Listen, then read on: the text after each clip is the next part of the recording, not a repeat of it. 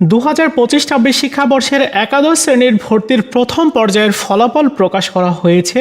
ফলাফল প্রকাশের পর তুমি যে কলেজে সিলেক্টেড হয়েছো ওই কলেজে যদি এখন ভর্তি হওয়ার জন্য নিশ্চয়ন করতে চাও তাহলে তোমার করণীয় কী রয়েছে, কিভাবে তুমি নিশ্চয়ন করবে কারো সাহায্য ছাড়া আজকের এই ভিডিওতে তোমাদেরকে দেখিয়ে দিব। তো চলো শুরু করা যাক। তো নিশ্চয়নটা কমপ্লিট করার জন্য তোমাকে একাদশ ভর্তি স্মার্ট ভর্তি সিস্টেমের এই ওয়েবসাইটটিতে আসতে হবে। ওয়েবসাইটে এসে তোমাকে লগ ইন যে অপশন রয়েছে এখানটাতে ক্লিক করতে হবে। এখানে ক্লিক করলে তোমার ইউজার আইডি এবং পাসওয়ার্ড ব্যবহার করে লগ ইন করতে হবে তোমার প্রোফাইলে। তোমার প্রোফাইলটিতে আসার পরে এবার বাম সাইডে বেশ কয়েকটা অপশন তুমি পেয়ে যাবে, যেখানে নির্বাচন অপশন রয়েছে এটার উপরে ক্লিক করবে। এবার তুমি যে কলেজের সুযোগ পেয়েছো সেই কলেজের তথ্য তুমি দেখতে পারবে। এখন এই কলেজেই যদি তুমি ভর্তি হতে চাও চূড়ান্তভাবে, সেক্ষেত্রে তোমাকে নির্বাচন নিশ্চিত করতে হবে। আর নির্বাচন নিশ্চিত করার পদ্ধতিটা আমি এখন দেখাবো, তার আগে কিছু কথা বলে নেওয়া উচিত। যেমন তুমি যে কলেজে সিলেক্টেড হয়েছো সেই কলেজটি তোমার পছন্দের তালিকাতে থাকা 4 নাম্বার কলেজ হতে পারে, 5 নাম্বার কলেজ হতে পারে, তার থেকে আরও নিচের কলেজ। তো তুমি যে কলেজে সিলেক্টেড হয়েছো তুমি এখন চিন্তা করছো যে আমি এই কলেজটিতে নিশ্চয়নটা কমপ্লিট করে আমি উপরের কলেজগুলোতে কলেজ পরিবর্তনের অ্যাপ্লাইটা করতে চাই, তাহলে কিন্তু করতে পারবে। সেটার অপশন কিন্তু এখানে দেওয়া আছে যে অটো মাইগ্রেট অপশন রয়েছে। এটা তোমরা চাইলে হ্যাঁ করতে পারো, না করতে পারো। যারা অটো মাইগ্রেট করতে চাও না, যে কলেজে সুযোগ হয়েছে এই কলেজেই তুমি ভর্তি হতে চাও, আর তোমরা সেক্ষেত্রে না দিবে।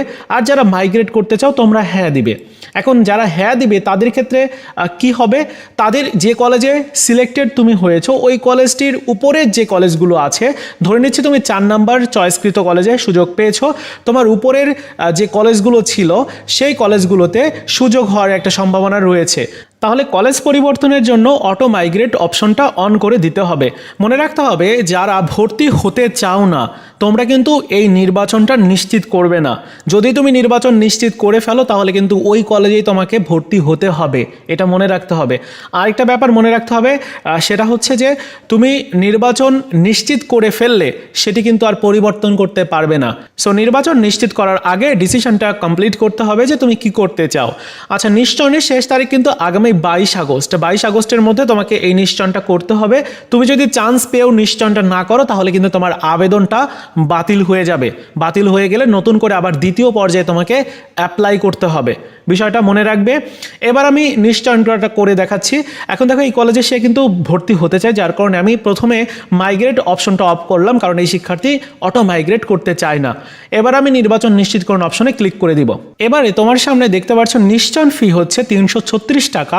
এইটা প্রদান করার বেশ কয়েকটা অপশন চলে আসছে, যার মধ্যে বিকাশের মাধ্যমে তুমি দিতে পারবে, সোনালী ই সেবা রয়েছে, সোনালী ওয়েব পোর্টাল রয়েছে, বিভিন্ন মাধ্যমে তুমি দিতে পারবে। তোমার সুবিধাজনক যে মাধ্যম রয়েছে এখান থেকে তোমরা সেই গাইডলাইনটা দেখে নিতে পারো যে কীভাবে তোমার ফি প্রদান করতে হবে।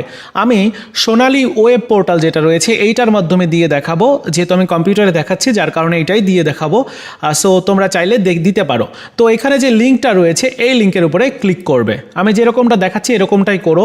এবার লিঙ্কের উপরে ক্লিক করলে একটা পিডিএফ আসবে, পিডিএফটার একটু নিচের দিকে যাবে, প্রথম যে ইউআরএল রয়েছে এখানে ক্লিক করার দরকার নাই, তোমরা একটু নিচের দিকে গেলে এই যে সরাসরি ব্রাউজারের যে ইউআরএল রয়েছে তোমরা এইটার উপরে ক্লিক করে দিবে। দ্বিতীয় লিঙ্কে, মানে প্রথম লিঙ্কে না, দ্বিতীয় লিঙ্কে ক্লিক করবে।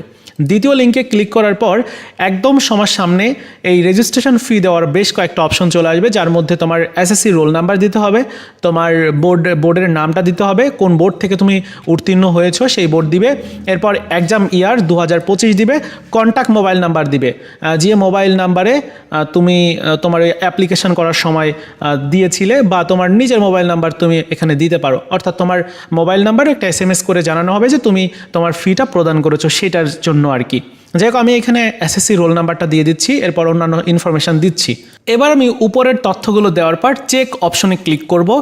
চেক অপশনে ক্লিক করলে এখানে দেখাচ্ছে শিক্ষার্থীর নাম, তারপর এসএসসি রোল নাম্বার সহ বিভিন্ন তথ্য দেখা যাচ্ছে, অ্যামাউন্ট কিন্তু দেখা যাচ্ছে 336 টাকা। ওকে, এবার পেমেন্ট রিকোয়েস্ট অপশনে আমি ক্লিক করব। এরপর বলা হচ্ছে are you sure to payment, অবশ্যই আমি পেমেন্ট করতে চাই, তো ওকে করে দিব। এবার একটু অপেক্ষা করব পরবর্তী স্টেপে যাওয়ার জন্য। এবার কিছুক্ষণের মধ্যে এরকম ইনফরমেশান তোমার সামনে ওপেন হবে। তুমি এখানে দেখতে পাচ্ছ সোনালী ব্যাংক রয়েছে, কার্ড রয়েছে, মোবাইল ব্যাংকিং রয়েছে, ইন্টারনেট ব্যাংকিং রয়েছে। মোবাইল ব্যাংকিংয়ের উপরে সিম্পলি ক্লিক করে দিবে। এবার দেখো নগদ রয়েছে, রকেট, বিকাশ, সবগুলোর মাধ্যমে তুমি ফি প্রদান করতে পারবে। আমি এখানে নগদের মাধ্যমে ফি প্রদান করে দেখাবো। সো নগদের উপর একটা ক্লিক করে দিলাম। এবার কনফার্ম অপশনে ক্লিক করব। এই যে নগদের কনফার্ম অপশন রয়েছে, এখানে ক্লিক করব। এবার কিছুক্ষণ লোডিং নিয়ে পরবর্তী স্টেপে নিয়ে যাওয়া হবে এবং সেই নগদ অ্যাকাউন্টের নাম্বারটা দিতে বলছে, যে অ্যাকাউন্ট নাম্বার দিয়ে আমি ফি প্রদান করতে চাই, মানে যে নগদ অ্যাকাউন্ট নাম্বার দিয়ে। তো আমি এখানে নাম্বারটা দিয়ে দিচ্ছি। নাম্বারটা দেওয়ার পরে এবার প্রসিড অপশনে ক্লিক করতে হবে, আমি তা করে দিচ্ছি। এরপরে দেখো ওই নগদ অ্যাকাউন্টের যে নাম্বারটা রয়েছে সেই নাম্বারে একটা কোড পাঠানো হবে এবং সেই কোডটা এবার এখানে দিয়ে দিতে হবে, ওটিপি কোড। সো অপেক্ষা করলেই কিছুক্ষণের মধ্যে ওটিপিটা চলে আসবে এবং যে কোডটা দেওয়া হবে ওই কোডটা এখানে লিখে দিতে হবে। এটা ওয়ান টাইম ইউজের জন্য। সো আমি এখানে কোডটা দিয়ে দিচ্ছি।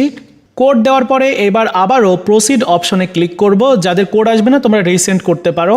তো প্রসিড অপশনে ক্লিক করলে এবার আমাকে পিন নাম্বারটা দিতে বলছে, নগদ অ্যাকাউন্টের পিন নাম্বার। সো আমি নগদ অ্যাকাউন্টের পিন নাম্বারটা দিয়ে দিলাম। এবার আবার প্রসিড অপশনে ক্লিক করব। কিছুক্ষণ লোডিং নিবে এবং কিছুক্ষণের মধ্যে কিন্তু পেমেন্টস কিন্তু সফলভাবে সম্পন্ন হয়ে যাবে। এবং এখানে বলা হচ্ছে যে পেমেন্টস কি সফলভাবে সম্পন্ন হয়েছে। পিডিএফ ডাউনলোড এখানে যদি ক্লিক করি তাহলে পিডিএফটা কিন্তু চলে আসবে। এই শিক্ষার্থীর সে এক অ্যামাউন্ট যেটা রয়েছে সেটি কিন্তু দিয়ে দেওয়া হয়েছে। এবার আমরা ওয়েবসাইটে গিয়ে চেক করব যে আসলে পেমেন্টসটা কি সফলভাবে দেওয়া হয়েছে কিনা। এরপর তোমার প্রোফাইলটিতে চলে আসলে আবার তুমি নির্বাচন অপশনে যদি যাও, সেক্ষেত্রে এখানে দেখতে পাচ্ছো যে নির্বাচনের যে ফলাফলটা দেখাচ্ছিল সেটি কিন্তু আর দেখা যাচ্ছে না। এখানে অন্য অপশনটাও কিন্তু আসছে না, যেহেতু নেটওয়ার্ক জনিত প্রবলেম রয়েছে, এর কারণেই এটা হয়েছে। এরপর দেখো আমি আবার নতুন করে লগ ইন করার জন্য ট্রাই করছিলাম, কিন্তু কোনোভাবে আর লগ ইন হচ্ছে না। আসলে নেটওয়ার্ক জনিত প্রবলেম রয়েছে, যেহেতু অনেক শিক্ষার্থী এখন রেজাল্ট দেখার জন্য চেক করছে। সো এখন তোমাদের আর নিশ্চয়ন করার কোনো দরকার নাই, তোমরা একটু অপেক্ষা করো, যেহেতু সময় রয়েছে আরও বেশ কিছুদিন। সো এই সময়টার মধ্যে নিশ্চয়নটা কমপ্লিট করে নিও, যেরকম দেখালাম ওইভাবে। সো এই ছিল আজকের মতো ভিডিও। দেখা হচ্ছে নতুন ভিডিওতে। ভালো থাকো সবাই, ধন্যবাদ।